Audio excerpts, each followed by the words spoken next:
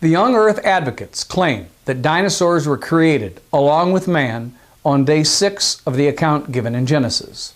They claim that dinosaurs were taken into the ark along with all of the other animals we are familiar with today and disembarked from the ark after the flood. The young Earthers insist that the flood caused the fossilization of everything found today in the fossil record. Well, again, if you can't have death before sin, you can't have fossils before sin. So you see, Noah's flood makes sense of most of your fossil record. You know what I think most of your fossil record is? I think most of your fossil record is the graveyard of the flood. Only those animals, including dinosaurs that were on Noah's ark, were safe. Those outside the ark, what happened to them? Well, they drowned and covered with mud and turned into fossils. And what do we end up with? Billions of dead things buried in rock layers, laid down by water all over the earth.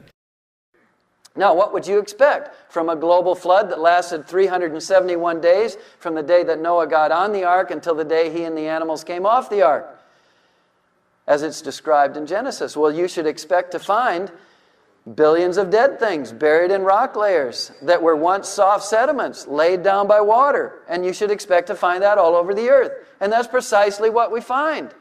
Billions of dead things buried in rock layers laid down by water all over the earth. The dinosaurs which were not on the ark at the time of the flood ended up fossilized, and we found them today. You can go out and look for dinosaur remains, and we found them today. The question I want to ask, though, did dinosaurs and humans live at the same time? What I want to do this morning is to give you 3 pieces of what I call evidence, or 3 pieces of data that point to their living together.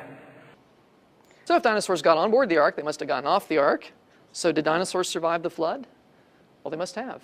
Now granted, the flood killed off almost everything, but there were representative kinds of all the air-breathing land animals on board the ark.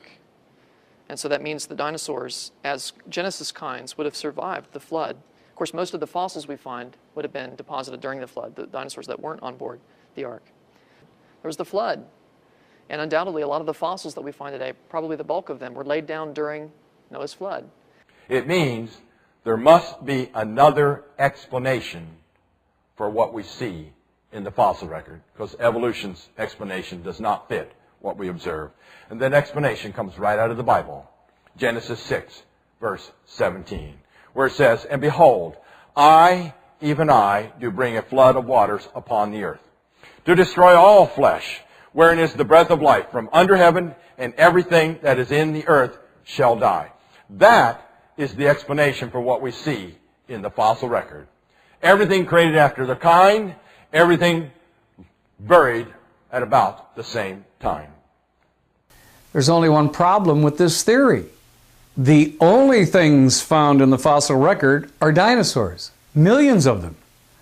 If man and other modern-day animals died in the flood alongside dinosaurs, where are the millions of fossils of modern-day man and animals in the fossil record? There are none. Why? Because the flood didn't cause the fossilization of things living on the earth at the time of the flood. All of the dinosaurs died and were fossilized at some time before the flood.